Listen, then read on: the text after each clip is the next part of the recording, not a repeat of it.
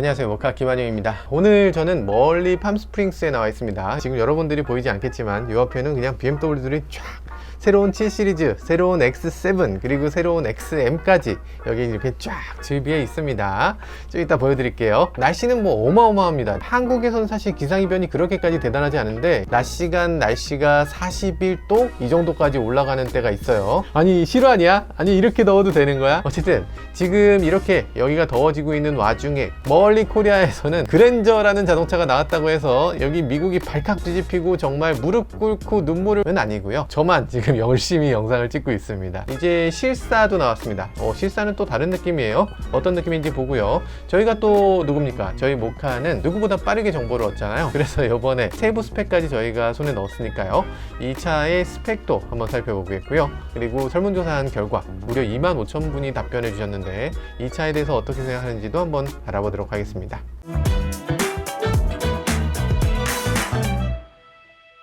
디자인이 정말 스타리아 닮았다 이런 얘기가 있습니다. 사실 그런데 사람의 눈이라는 게 원래 그렇습니다. 새로운 걸 보면 뭔가 과거에 자신이 알던 것하고 비교해서 거기서 비슷한 점을 찾게 돼 있는 거죠. 그런데 한번 익숙해지고 나면 그때부터는 더 이상 닮았다는 생각을 하지 않습니다. 아이오닉 6 보고서 포르쉐 911 닮았다는 분들 많았잖아요. 다 어디 가셨어요? 이젠 없잖아요. 현대차 그릴 보면서 아우디 닮았다 이런 얘기도 있었는데 지금은 별로 없죠. 지금 보면 그랜저가 당연히 스타리아하고 좀 닮았습니다. 정말 닮은 점이 많아서 그러냐? 그렇진 않고요. 앞에 그릴이 지금 굉장히 크고 DRL이 일자라서 더 그렇게 보이거든요. 그런데 현대차가 앞으로 나올 자동차들 DRL을 대부분 일자로 만들 거라서 그랜저를 보면서 스타리아 닮았다 이런 얘기는 더 이상 나오지 않을 것 같습니다. 근데 지금 외관 보면요 아주 특이한 부분이 많습니다. 그 중에서 가장 인상적인 건 뭐니 해도 램프겠죠. 이 차가 길에서 주행하는 모습 보면은 아이고 헉 이러면서 돌아볼 수밖에 없는 그런 디자인이죠. 우선 이 DRL이 가장 신기한 점은요 이 램프 전체가 부품이 중간에 나누어지지 않고 말 그대로 그냥 심리스하게 한 덩어리라는 거죠. 이 가장자리 얇은 부분 이 부분에 대해서 얘기도 많은 것 같아요.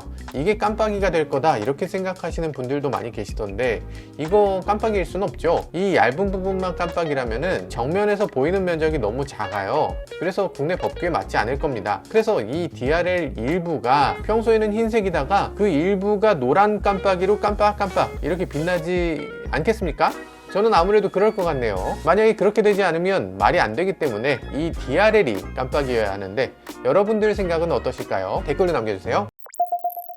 그리고 이 DRL은 기능이 많을 것 같습니다. 낮 시간에 보면 이 DRL 가운데 부분이 꺼져야지만 우리나라 법규상 가운데 부분이 꺼져야 하거든요. 그리고 이 램프는 다이내믹 웰컴 램프 기능도 갖고 있어야 돼요. 이 램프가 부분적으로 켜지면서 스르륵 이렇게 움직여지는 모습도 있을 텐데 그때도 또 아마 깜짝 놀라게 될 것 같습니다. 테일램프 디자인도 아주 인상적이죠. 한 줄로 한 덩어리의 제품으로 보이지만 사실 이건 열려야 하니까 중간에 살짝 끊어진 부분이 있긴 합니다. 여튼 대단한 디자인인데 이게 왜 대단한 디자인이냐면 이 차가 램프가 없는 차처럼 보여지기 때문이에요. 우리가 보통 테일 램프를 보면서 뭐라고 얘기하냐면 리어 컨비네이션 램프라고 부릅니다. 그러니까 여러 가지가 합쳐졌다는 얘기죠. 미등, 제동등, 깜빡이, 후진등 이런 것들을 모두 다 한 대 집어넣어서 이걸 세트로 램프를 넣겠다는 거죠. 근데 신형 그랜저는 이런 것들을 다 빼버렸습니다. 깜빡이도 이 아래쪽에 절연띠처럼 보이는 이 부분에 아주 얇게 이렇게 숨겨 넣었네요. 이게 스르륵 빛나면서 시퀀설 램프로 들어오게 됩니다. 그래서 켜져 있지 않을 때는 보이지가 않아요. 후진등도 이 반사판 옆에 잘 숨겼네요. 평소에 보이는 건 가운데에 이 붉은 띠 램프밖에 없는데 이 붉은색 띠는 오로지 브레이크와 미등 역할을 하게 됩니다. 그걸 아주 얇고 매끈하게 뽑았어요. 그래서 자동차를 뒤에서 보면 이 램프가 시선을 잡는 게 아니라 이 차체색이 대부분을 차지하게 이렇게 만들어 놨습니다. 한번 다른 차하고 비교해 보세요. 다른 차들의 뒷부분은 이 램프가 주도하잖아요. 램프의 면이 굉장히 크기 때문에 램프가 주도하는 영역이 굉장히 크거든요. 근데 램프는 뭘로 만들어요? 플라스틱으로 만들죠. 그러니까 뒷부분이 약하게 보일 수밖에 없는데 이 차는 뒷부분 전체가 철판으로 느껴지게끔 바디 컬러 영역이 크게 디자인되어 있어서 차가 더 단단해 보이고 꽉 찬 느낌이 들죠. 덩어리감이 대단하게 느껴집니다. 이렇게 매끈한 느낌을 만들어내기 위해서 이 램프들을 다 숨긴 것 같고요. 이 램프들을 잘 숨기기 위해서 여기 검은 띠까지 만들어 넣은 것 같습니다. 사실 검은 띠가 있는 거 호불호가 좀 갈릴 수 있겠지만 문짝 부분에 이렇게 위아래로 띠로 나눠 놓으면 윗부분은 철판이고 아랫부분은 플라스틱이 되거든요. 그러니까 만약에 스크래치가 나거나 여기 문콕을 당하거나 이런 경우에도 이 이 아래쪽만 교체하면 되니까 좀 경제적이기도 한 것 같습니다. 이 검정색 띠 디자인은 사실 옛날 자동차에서 많이 보던 건데 요즘 자동차에서 이렇게 만들어 붙이는 거, 이거 레트로 감성이기도 하면서 오히려 더 신선하게 느껴지기도 하네요. 여튼 전체적으로 이 앞뒤에 있는 가느다란 DRL, 이 램프들이 최첨단 기술이 아니면 만들어낼 수가 없는 부분이잖아요. 그러니까 딱 보면 차가 굉장히 테키하달까? 미래적인 느낌이 나는 부분으로 느껴질 수밖에 없을 겁니다. 네, 그리고 이번에 실사 사진이 공개됐습니다. 실사 사진을 보면 이게 대충 찍었기 때문에 이런 느낌일 텐데 그래도 이 존재감은 대단하네요. 마치 CG로 그려놓은 것 같은 차를 보는 것 같아요. 그런데 이 실사 사진은 아쉽게도 DRL이 꺼져 있는 사진이어서 너무 아쉽습니다. 이게 켜져 있을 때와 꺼져 있을 때가 완전히 다른 차로 느껴질 것 같은데요. 이게 만약에 켜지게 되면 굉장히 미래차처럼 보이게 되겠죠. 이 차 느낌이 어떨까? 스타리아를 한번 상상해보면 뭐 나름대로 괜찮겠지만 차체 형상이나 고급감도 중요하기 때문에 스타리아 같은 느낌하고는 전혀 다를 겁니다. 세단형 자동차, 뭐 루시드 같은 차를 떠올려보면 차라리 조금 더 비슷하다는 느낌이 들 수도 있을 겁니다. 그리고 여기 사진에 있는 차는 최고급 트림은 아닐지도 모르겠다는 생각이 드는데요. 가운데 레이더 부분이 이렇게 민자가 아니고요. 이 안에 그릴이 새겨져 있어서 좀 더 이질감 없이 보일 것 같고요. 그리고 초음파 센서, 보통 차들 범퍼에 보면 동그랗게 바둑알처럼 이렇게 동글동글한 초음파 센서가 있잖아요. 그 초음파 센서는 이 그릴들 사이에 이렇게 잘 숨겨놨습니다. 그래서 초음파 센서가 보이지 않는 것도 아주 매력적이죠. 세단에 세로형 램프를 넣는다니 아주 어색하기도 하고 아주 독특하기도 합니다. 그런데 이 램프를 잘 보면 정면을 바라보고 있지 않습니다. 약간 가장자리로 꺾여 있어요. 그러니까 이 차를 측면에서 봤을 때 이 오버행이 굉장히 짧아 보이게끔 이렇게 가장자리로 돌려놓고 있는데 이것도 아주 똑똑한 부분이라고 할 수 있습니다. 그러니까 자동차의 오버행이 그 앞까지 있는 게 아니고 그 전에 끝난 것처럼 그렇게 착각하게 만드는 거죠. 그래서 이 헤드램프 디자인이 대칭적이지 않고 바깥쪽이 조금 더 두껍게 그리고 더 화려하게 만들어진 게 그런 이유에서입니다. 그릴도 얼핏 보면 이게 평면으로 보이는데 자세히 보면 아래쪽이 훨씬 더 많이 튀어나온 걸 알 수 있습니다. 굉장히 입체적으로 만들어져 있어서 지나치게 평평한 느낌이 아니고 세련되고 우아한 곡선을 만들어내고 있네요. 뒤쪽 실사도 나왔는데요. 야, 이게 크기가 어마어마하죠. 지금 옆에 있는 아반떼, 코나하고 비교할 만한 차는 아니긴 해요. 그렇지만 크기가 아반떼하고 비교했을 때 엄청나게 크게 느껴지네요. 기존 그랜저 IGV 페이스리프트도 옆에 보이는데 이 차하고 비교해도 훨씬 더 큰 걸 알 수 있습니다. 그럼 실제 사이즈는 어떻게 되나? 사실 스펙이 유출돼서 저희가 살짝 입수했는데요. 길이는 5035mm입니다. 그 길다는 K8보다도 조금 더 깁니다. 당연히 G80보다도 길죠. 메르세데스 벤츠 E클래스보다 훨씬 길고 S클래스 노멀 바디에 거의 육박하는 정도의 길입니다. 야, 이건 어마어마하죠. 전폭은 1880mm, 넓긴 한데요. 기존 그랜저와 비교했을 때 폭은 비슷하다고 봐야 되겠죠. 전고는 1462mm, 그러니까 전 모델에 비해서 8mm 정도 오히려 낮아졌습니다.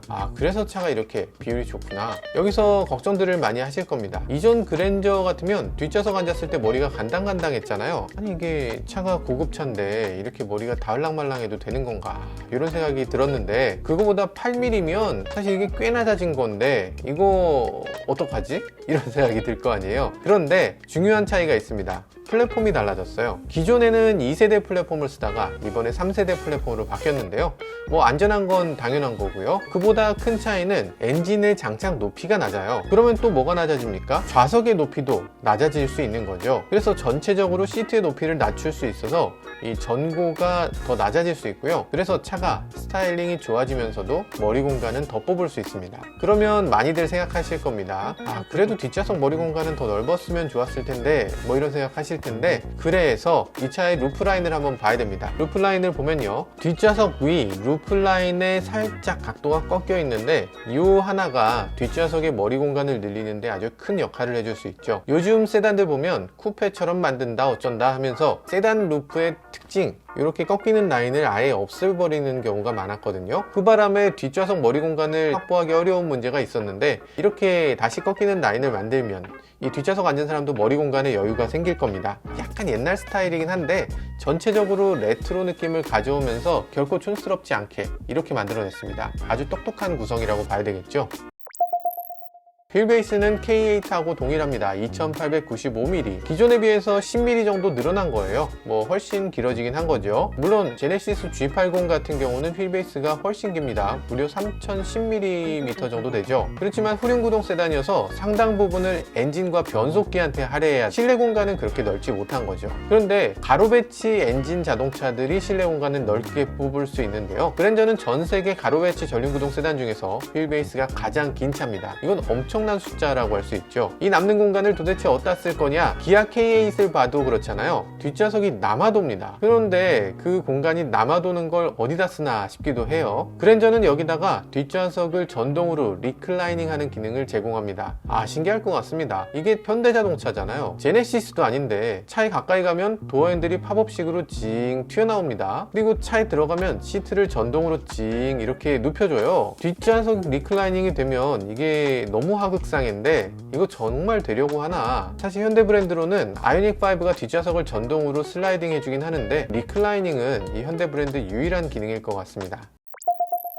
이 차를 보면 어떻게 느껴지세요? 호불호는 갈릴 수 있지만 전체적으로 늘씬하고 고급 세단이라는 느낌이 들죠. 보닛이 굉장히 길어 보이기도 하고요. 사실 이럴 수밖에 없습니다. 왜냐하면 전체 실루엣이 기존까지 우리나라 전륜구동 세단하고는 전혀 다른 형상을 갖고 있거든요. 이렇게 된 이유가 있습니다. 일단 프론트 오버행이 상당히 짧아졌습니다. 기존에 비해서 15mm를 줄였어요. 꽤 줄어들었거든요. 오버행이라는 거는 바퀴 끝에서부터 범퍼 끝까지의 거리를 말하는데요. 이 오버행이 짧을수록 차가 더 다부지고 단단해 보입니다. 그래서 BMW를 보면 그렇게 차가 단단해 보이는 거죠. 요즘 전륜구동 차들 보면 이 프론트 오버행이 길어서 이 전륜구동이라는 걸 느낄 수밖에 없죠. 예전에 SM7을 우리가 조스바라고 놀렸던 이유, 그게 다 프론트 오버행이 길어서 어벙해 보여서 그런 거였는데, 이번 신형 그랜저는 프론트 오버행을 극단적으로 줄여서 후륜구동차와 구분이 어렵도록 만들어 놨습니다. 측면에서 봤을 때 헤드램프를 안쪽으로 깊이 집어넣은 것도 결국에는 이렇게 오버행이 짧아 보이기 위해서죠. 그러면서 카울 포인트,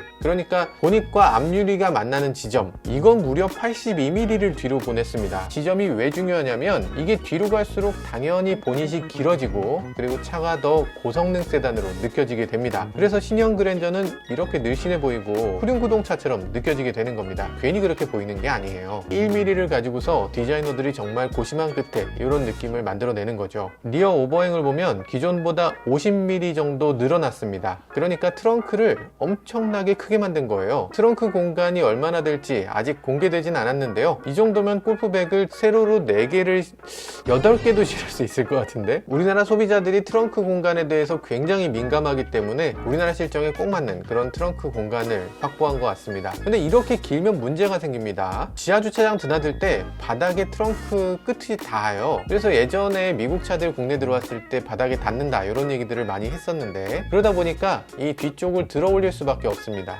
바닥을 내리면 닿으니까, 진입각 진출각이 줄어드니까.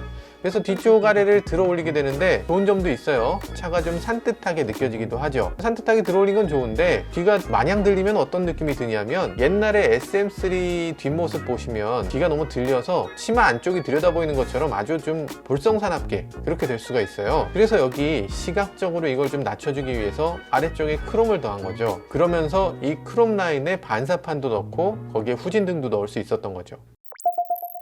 네, 전체적으로 이번 그랜저를 보면 약간 레트로 퓨처 디자인이다 라고 할 수 있을 것 같아요. 아마 그랜저 디자이너 분들은 아주 그냥 경을 칠 노릇일 텐데 레트로란 표현을 굉장히 싫어하시는 것 같더라고요.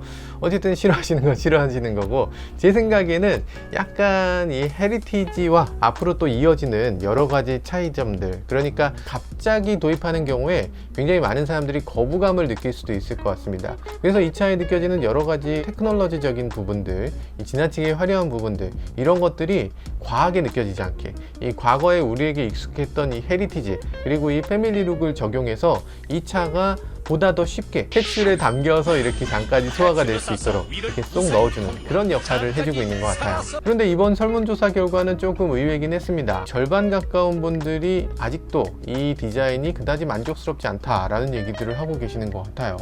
그렇지만 이번 그랜저는 신형 3세대로 바뀌었고요. 그리고 1.6L 터보로 힘도 더 세지고 디자인에서도 확실히 누군가는 굉장히 좋아할 만한 디자인이기도 하고요.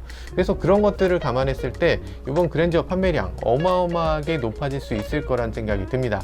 도대체 얼마나 많이 팔릴지 가늠이 되지 않는 정도의 차로 나온 것 같은데요. 생산을 어떻게 하느냐에 따라서 이 판매량은 결정되겠죠. 어떤 디자인을 좋아하느냐, 이거는 뭐 사람마다 다르니까 좋은 디자인이다 라고 얘기하기는 어렵겠지만, 그렇지만 일단 이런 도전적인 디자인 당연히 좋게 평가할 수밖에 없을 것 같습니다. 그런데 저는 이 디자인에서만 도전을 할 게 아니라 우리가 어떤 자동차를 타고 어떤 식으로 이동하게 되는지, 우리의 삶에 대해서도 조금 바꿔줄 수 있는 그런 운송수단 자체에 대한 도전도 조금 더 해줘야 되는 게 아닌가 하는 기대도 해보게 됩니다. 이번 디자인이 이게 끝이 아니고요, 이런 디자인으로 더 많은 자동차, 앞으로 또 어떤 차가 나오게 될지 기대가 되는 대목입니다. 지금까지 저는 모카 김한용이었습니다. 감사합니다.